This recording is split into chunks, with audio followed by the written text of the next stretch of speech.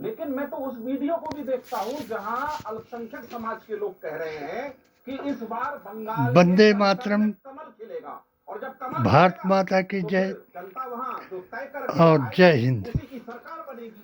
अरे सवाल है कि ये लोग को भूल गया हिंदू और एक ही बात रह गई कि जय श्री राम और मस्जिदों में जाकर के हनुमान चालीसा पढ़ना शायद कि कोई नारा अलग था और पैसे दे करके दकियानूस घटिया वसीम रिजवी जैसे राजबली हिमाचल जैसे वक्फ बोर्ड के अध्यक्ष बना दिए, जिन्होंने तिलक लगा करके मुसलमानों को एक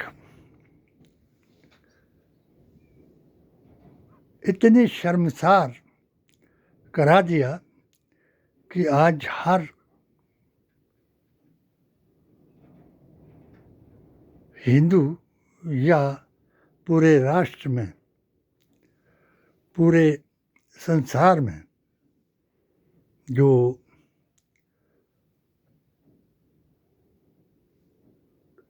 सुन्नी सूफी जमात का सनातन के सत्य को जानने वाला और सुन्नियत को पहचानने वाला मुसलमान है, वो ऐसे लोगों की वजह शर्मसार हुआ।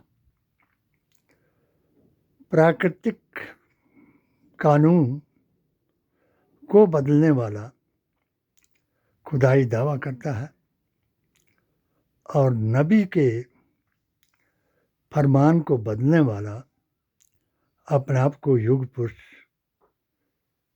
या नबी जैसा आदमी बताता है और अपने अपने आस्था और अकीदे की तौहीन कराता है। जिस तरह मूसा अलैहिस्सलाम हमारे नबी, क्योंकि हम तो 1,24,000 को अपने नबी मानते हैं, खुदा के संदेशवाहक मानते हैं, चाहे ब्रह्मा विष्णु महेश हो, चाहे श्री राम और श्री कृष्ण हो, और इनके अलावा सूरा हजर की 18 आयत के मुताबिक कोई भी हो, देव हो, फरिश्ता हो, जिसने वंदे मातरम नहीं किया, यानी जिस मिट्टी से उसको बनाया गया उसको प्रणाम नहीं किया, वही शैतान के हवाले कर दिया। भारत माता की जय ये नारा सुभाष चंद्र बोस जी ने दिया और एक मुस्लिम विधवा जिसने अपना बच्चा सुभाष चंद्र बोस जी को दिया, जब उन्होंने कहा कि तुम मुझे खून दो, मैं तुम्हें आज़ादी दूंगा, तो एक बुढ़िया मुस्लिम जिसके पास देने के लिए कुछ नहीं था, लोगों ने गहने दिए, लोगों की औरतों ने गहने दिए, पैसे दिए, सब कुछ दिया, मगर वो बेचैन बैठी हुई वहाँ खड़ी रही कि आज़ादी तो आ जाएगी, मगर मेरे पास भी कुछ होता तो मैं भी आज़ादी में अपना योगदान दे करके अपने दिल को शांति देती कि पाश्चात्य संस्कृति से हमारे सनातन और सुन्नियत को बदनाम करने वालों को हटाने के लिए जो नारा दिया गया, वंदे मातरम, भारत माता की जय और जय हिंद, उसमें मैं भी शामिल हो जाती।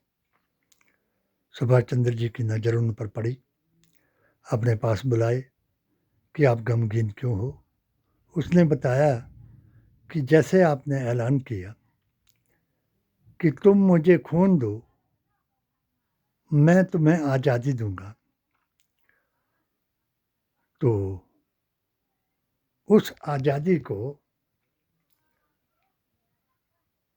का हिस्सेदार मैं भी बनना चाहती हूँ। उसने बताया कि आपके साथ जो लड़का खड़ा है ये किसका है? कहा मेरा है।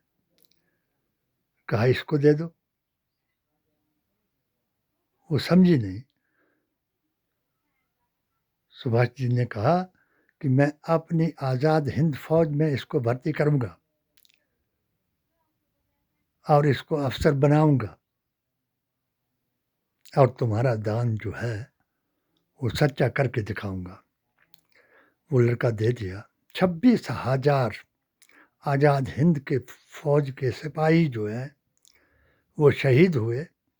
उनमें उस बच्चे का भी नाम था। जब सुभाष जी वहाँ शोक दिवस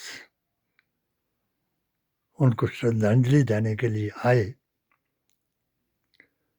सब लोग वहाँ हाजिर थे।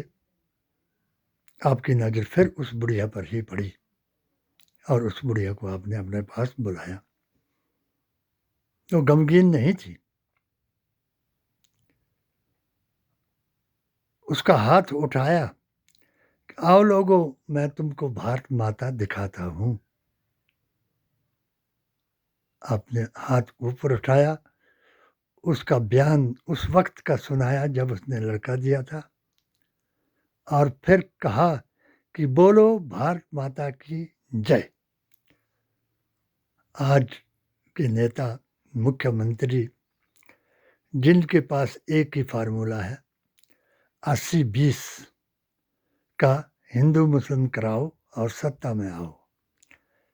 2024 में पीडीए के कोऑर्डिनेटर, एआईएसएसजे के कन्वीनर और भीम आर्मी क्रांतिकारी सेना के राष्ट्रीय उपाध्यक्ष डॉक्टर शेख ने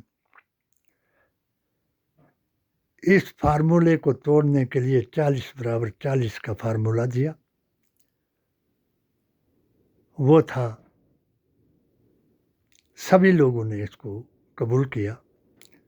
मुझे डॉक्टर अंबेडकर की जयंती के दिन मुख्य अतिथि बुला करके बिलासपुर और मंडी में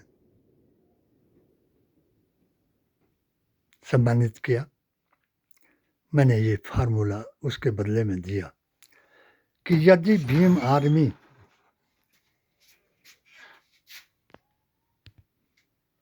अगर भीम आर्मी सत्य में ही डॉक्टर अंबेडकर के साथ हो जाए तो कभी भी भारतीय संविधान को आँच न आए। और यदि भारतीय मुसलमानों की सुन्नियत, पीरे तरीक़त वली हिंद का तरीका हाथ में आ जाए तो कभी भी भारतीय संविधान, कुरान और नबी के फरमान को कोई आँच न आए। इसलिए आज उन नेताओं की जो हिंदू मुसलमान करा रहे हैं, जिनको इतना भी ज्ञान नहीं कि वो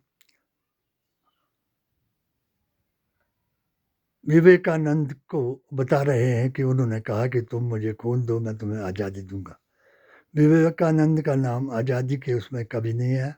हाँ, जब हिंदुओं को मूर्ख बनाने की कोशिश की अंग्रेज ने और उनका नाम मूर्ख बताया, तो तब विवेकानंद ने सनातन का प्रवचन करके ये कहा कि गर्व से कहो हम हिंदू हैं। आज जो गर्व से कहते हैं कि वो हिंदू हैं, जब तक सभी हिंदू ना बन जाएंगे तब तक ये देश को तोड़ने से नहीं बचा पाएंगे। इसलिए भारतीय संविधान, कुरान और नबी के फरमान पर आदमी रसूलुल्लाह के दीन में वापस आएँ, मुल्ला के दीन को भूल जाएं। पूरी दुनिया में जैसा हो रहा है, जैसा इजराइल ईरान का जंग है, वैसा ही भारत में जो हिंदू मुसलमान का जंग है, उसको महात्मा गांधी के बलिदान को याद करें और भारतीय संविधान को बचाएं। जय बापू, जय भीम, जय संविधान, जय हिंद। हाँ जी।